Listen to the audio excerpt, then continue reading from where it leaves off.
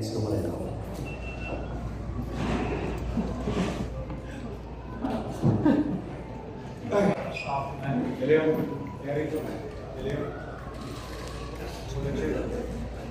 Ay, happy holidays.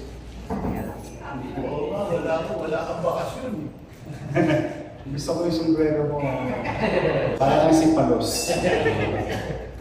Batang 80s talaga to. Anyway, thank you ladies and gentlemen, to our friends in the media for a short notice. And I know you should be enjoying your holiday today, but as you all know, the city government of Manila should and will continue to catch up to the challenges of our city, especially in protecting lives and property. As you all know, maraming salamat ulit sa ating mga netizen na patuloy na naging vigilant, no, sa atin. Ako naman nagpapasalamat kay General Abad at kay Colonel De Leon at sa kanyang team, the men and women uniform personnel of Precinct 1, na hindi pa sumusuko sa kapulitan ng ilang. Although, paano na sila, no? Paunti ng paunti. But whether isa, dalawa, tatlo, apat, isang dosenang insidente, we will not stop. We made a commitment to the people of Manila, and they deserve better things from their government. So, we'd like to inform you, merong isang insidente na naman. Siguro akala niya kahit ating gabi, pwede siya makalusot. Ito, itong mga kalonggis na ito. Sige. Pinagpapasalamat naman namin sa mga netizen na naglalakas ang loob na mag-upload ng mga pusakal, gawain ng mga pusakal sa Maynila. Again, today, we would like to present to you the properly identified by visual evidence sa mga CCTV ng sasakyan, cameras ng sasakyan. Itong si Eusebio Pacifico Dulisi.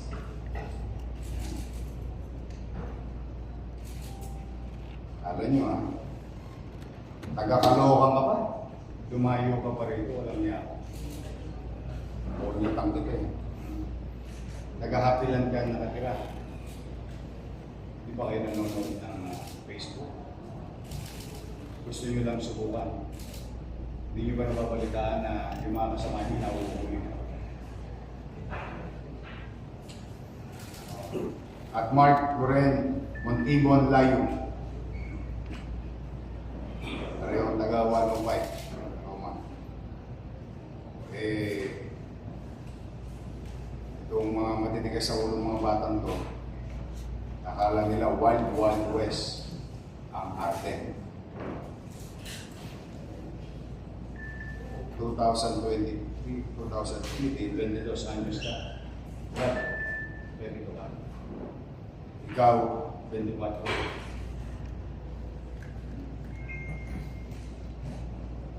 Anong tinitira nyo? Katon? Kasi nakakasira ng ulo na ito. Hindi mo naiintindihan kung tama ginagawa. Anyway, these two personalities, based on evidence given to us, was apprehended by Precinct 1 for the leadership of Colonel De Leon. And again, we will continue to pursue. They were charged and others were already charged now. They were charged before the prosecutor's office. But let me take this opportunity. Meron akong isang naiisip din to ni Colonel De Leon. Yung nananawagan ako o pagbayanihan tayo. Alam niyo nung araw, nung bata ko, pag ang taxi driver ino-hold up, nagpa-flash siya ng headlight, trying to get attention or help. Marami nang huli yan sa atin. Bata. Kasi katakot-takot ang hold upan dyan nung araw, saka hijacking nung araw. Now, nananawagan ako sa mga truck driver o sino man na nagmamaneho ng mga sakyan traversing R10. Baka kung po pwede, pag may ganitong insidente, kasi may police mobile naman tayo. Naka-station na doon yung mga mobile. Nag-iikot yun round the clock.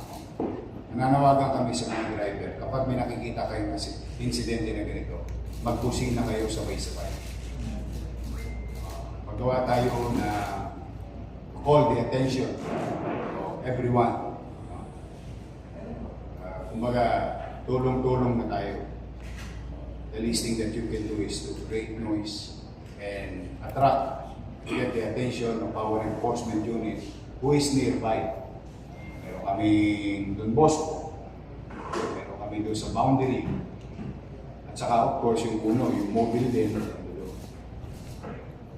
So kung po pwede, plus again, kung kayo may nabibidyoan, padala nyo agad sa amin, tag nyo kami.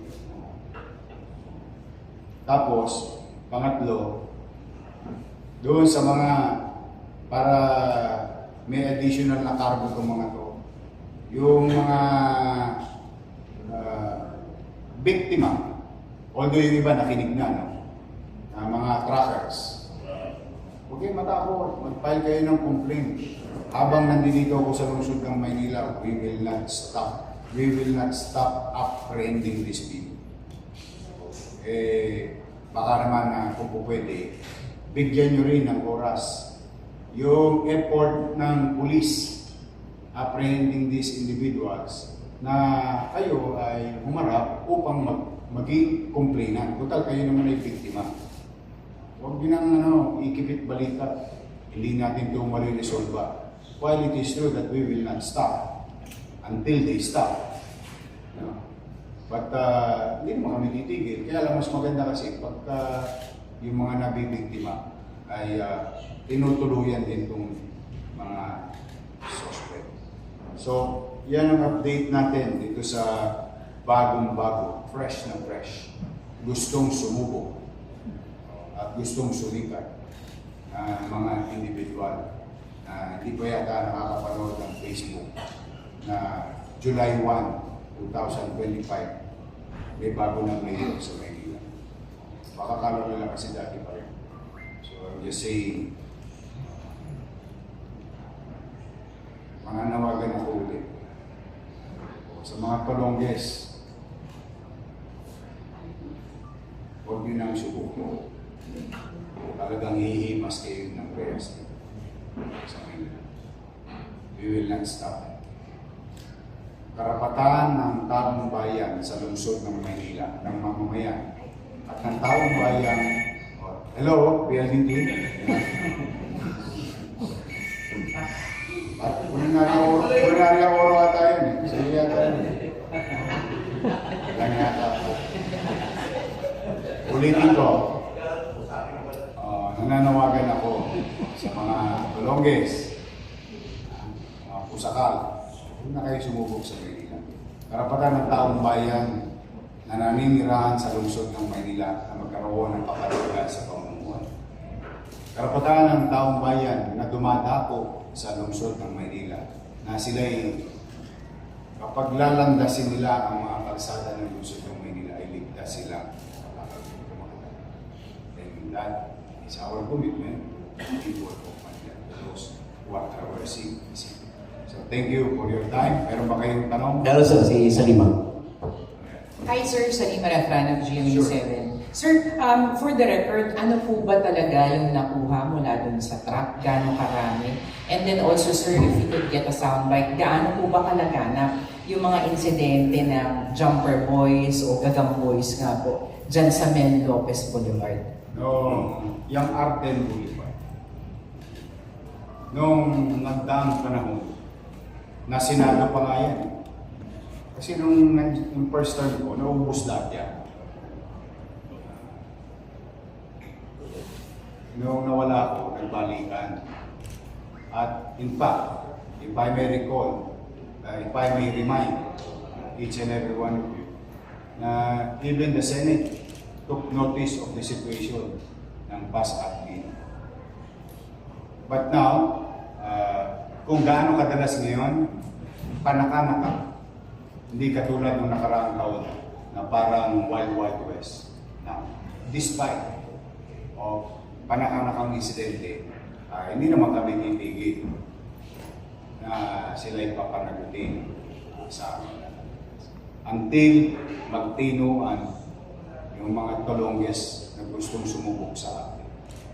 Eh, sa susunod niya, baka mamaya ma-aksidente na sila. You'll never know. Maraming truck yan, maraming mamaya patulan din sila ng mga driver. I hope the drivers and painante, huwag niyong ilagay sa inyong kamay ang batas. Hayaan ninyo na trabahuin ng pulis ang kanilang. Sir, ano talaga yung kinuha? Yung ano? Roll na lang, pre. Sorry, kwento mo nga. Dali. Ito yung video. Kung nga pala, pwede niyo ba i-share sa kanila yung video for the official? Ha? DJ, alam mo sila ba? Mami nakuha yung dalawang rolyo ng alambre na doon sa video, dalawang video yun mami. So, yung isang nakita doon, tapos nung na-apprehend namin, yan po sa may viral videos. Yun. Magkano mo nabenta? Gano'n na benta? Okay. 200. Kapalit hoyo. Pero kung naibenta yan 200, sa may-ari ng negosyo at sa pahinante, nakawawa naman, at saka driver, kakargo sa kanila yun. For 200 pesos. Sa kanila. Easy money. Eh, pero di sa mga may-ari ng negosyo at yung pahinante, you were raising your hand? Luisito Santos from DCWP. For the record lang, kailan po nakunan yung video, kailan nangyari? At saka kailan at saan po sila nahuli? Salamat. Yung viral video based on the statement of the suspect, 10:15 ng August 19 nila yung nangyari yung insidente. And August 20, nahuli namin sila doon sa road 10 pa rin. Kasi hindi nila nakita yung viral videos, but then, yung mga operatiba natin, hinahanap na namin sila at doon pa rin sila sa road 10. They are planning to attack again. Sir, Colonel, anong background nitong dalawang suspect ito? Dati na ba mga tirador ito o mga first-timer lang dito sa Mel Lopez Boulevard? Based on our records, ito yung mga tinuturo din doon sa Barangay 105, yung mga jumper boys dati na hindi natutukan ng City of Government ng Manila, na hindi na huli, ngayon na natsambahan na sila. Kaya mismo, sa pakikipagtulungan ng mga tao sa Tondo, especially diyan sa Road 10, kaya sila na rin ang nagturo dito kung saan sila pwesto diyan sa Road 10, kaya nahuli ng ating kapulisan. Thank you po, Colonel. Any questions? Meron ba? Okay na? Wala na? Okay na, boss. Palos. Oh, paano? Gusto ko yung baka naman, baka may kapatid yan. Boss, kayong dalawa. Hindi naman ikaw ang leader nito mga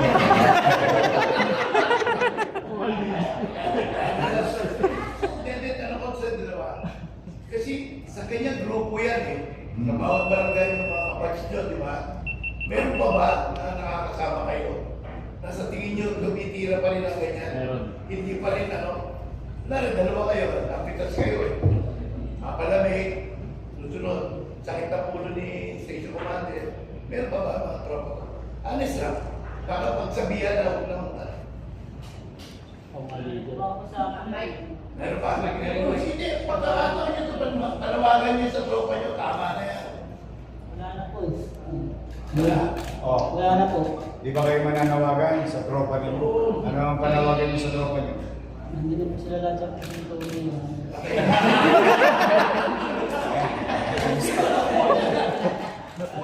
Nakita-kita kayo sa Hoyo. Ay, at least magbabarkada sila. Kasama po sa bandang permanent tsaka sa parang na yun. Hindi, katuparan, ano yun? One-on-one. Wala naman sila po. Hindi niyo tropa. Hindi po ano pero So, napupuno na yun, ano? Hindi ba kayo nanlalaban sa pulis? Ha? Hindi naman. O, maswerte kayo, bagong ano na ngayon. Nagkataon talaga. Hindi, ang babata, nanghihinayang ako. I mean, come to think of it, 200 pesos. Eh, ngayon, magkikita-kita kayo ng tropa. Na-miss mo pala sila.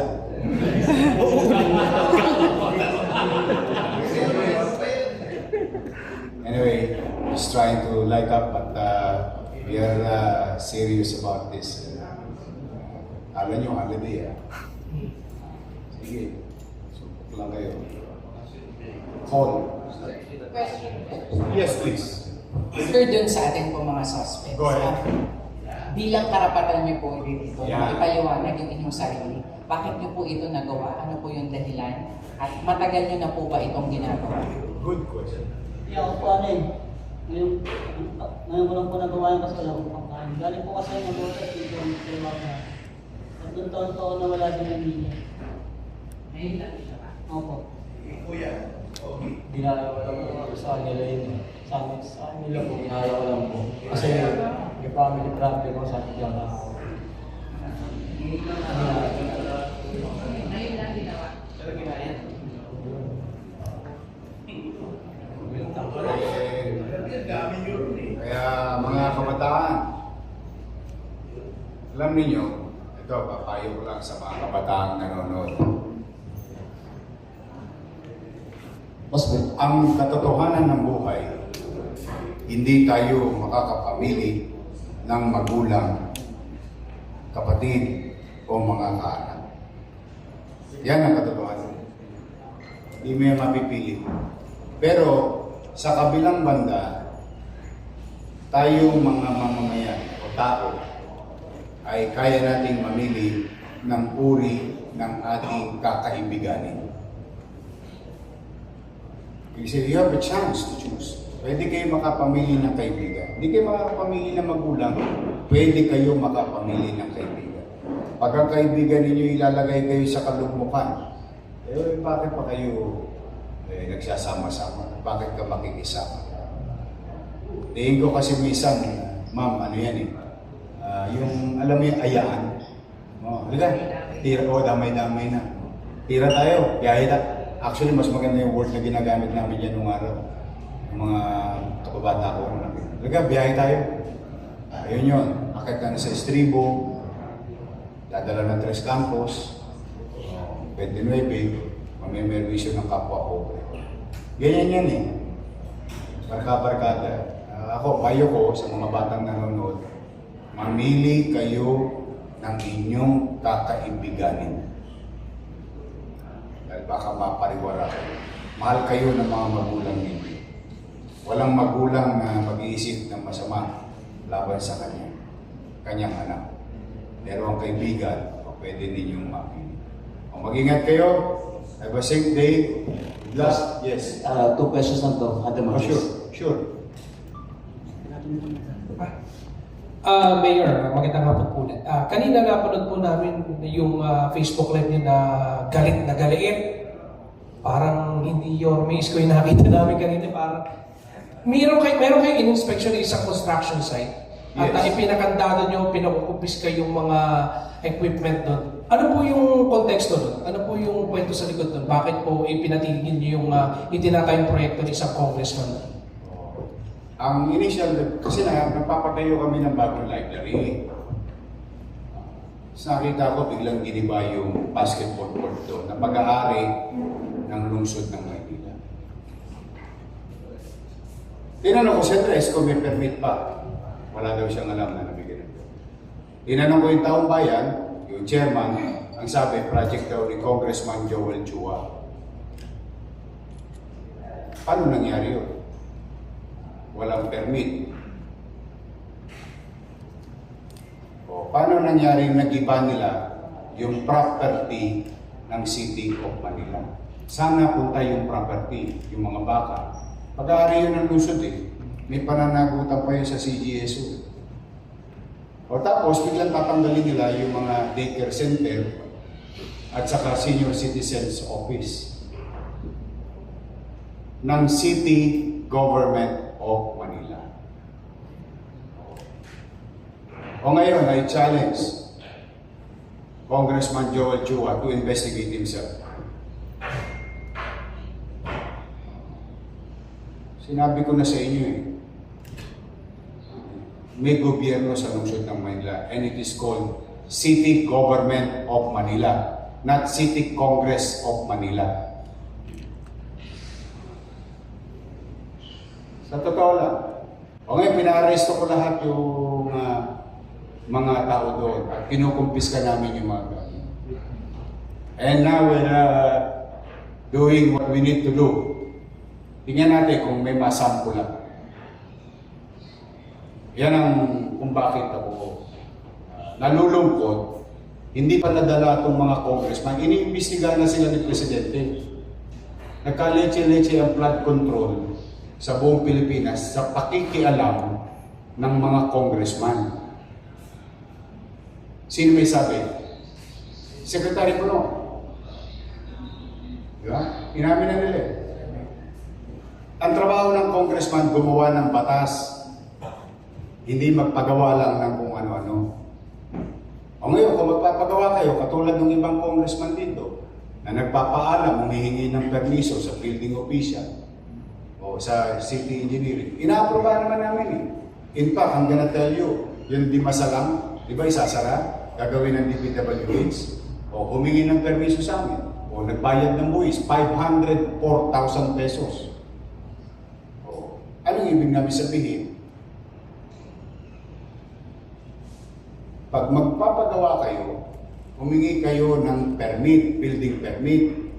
Ang higpit-higpit dito dati, nung araw, 30 square meter, 50 square meter, pinahihirapan nila para bigyan ng permit. Pero itong bilyon-bilyon, daang-daang milyon na project, hindi humihingi ng permit sa city government. O now, I'm calling the attention, and you tell him this. O, lumabas siya ngayon. Lumabas siya. Bakit? Lawyer pa yan. And I challenge him. He's a lawyer. Pwede ba magpatayo ng building ng walang building permit? Hindi pa siya natutulo sa pinatayo niyang barangay hall na 19 million eh. Tapos sasabihin nila, hindi kanila. Eh, lalaki ng mga pangalan nila doon. So sa akin, yun ang hamon ko sa kanila. Ngayon nila imbestigahan sa Quadcom ang sarili nila. Hindi, totoo. The sauce for the gander should be the sauce for the goose. Tanong ko lawyer yan. Itanong mo sa kanya, ito po tinatanong ni Yorme sa inyo. Congressman Joel Chua, Attorney Joel Chua, pwede po bang magtayo ng building ng walang building permit sa City Hall? He's a lawyer, I am no lawyer. I may be wrong. Tapos nadurog, tapos nag-disenfranchise yung mga mamamayan namin. Mayor ba siya? Baka lang nahihirapi sila, nasanay sila nung nakaraang panahon na nagagawa nila yung gusto nilang gawin. Hindi. Kanina naawa ako doon sa mga matatanda. Biro mo, alam mo ginawa, pare? Pinatayan ng kuryente. Tapos pinalalayas. Nino? Nung kontraktor. Nino? Ni congressman. O, dahil sa wala silang permit, pumasok sila sa amin, sa property namin, kaya kinumander. Kaya ngayon, nilak namin yung ano, at pinakakasukan namin. O ngayon, hinahanap namin kung ilang milyong piso yung property giniba nila without, ito pa isa, Congressman Joel Chua, pwede bang mag-demolish ng walang demolition permit? That is my challenge to them. O, you tell that to Congress. Sinabi ko na, in-interview na nga ako sa bilyonaryo, kung naalala ninyo. Sinabi ko na yan, pa-abiso na ako, baka kala nila, mga superman sila dyan. Basta ako, may pananagutan sa taong bayan. Abusado yan mga, katulad yung isang congressman pa doon sa District 2, yung Sunog Apog Pumping Station. Wala rin. Yan ang nangyayari. Base doon sa tanong mo, bakit hindi mag-iinit ang ulo ng mga mayor? Bakit? Pakiramdam nila kasi, sila na ang pinakamakapangyarihan na taong gobyerno sa buong Pilipinas. They can do what they want to do because they are congressmen. They can investigate who they want to investigate because they are congressmen. On the premise of what? Good governance. Uulitin ko. Good governance. O sige. Pwede ba mag-demolish ng building ng gobyerno nang walang demolition permit? Pwede ba mag-construct vertically, horizontally, nang walang building permit?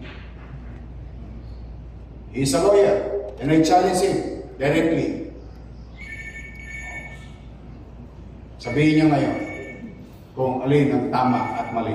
Baka mas magaling siya sa akin kasi lawyer siya. Iyon ang ano ko. Kaya ako talaga, basta ako, proteksyonan ko ang karapatan ng mga taga-Maynila because that is my obligation. Now, kung hindi sila hihinto sa pang-aabuso nila sa kanilang kapangyarihan, papapanagutin ko sila. Hindi ako, wala akong, no hard close ako sa kanila. Sa totoo lang. May gobyerno na sa lungsod ng Maynila. Anong araw, baka nagagawa nila, nabubola-bola nila yung mayor. Isa lang po ang gobyerno sa Maynila. Ang pangalan, City Government of Manila. Headed by Local Chief Executive. Tapos, ang usap.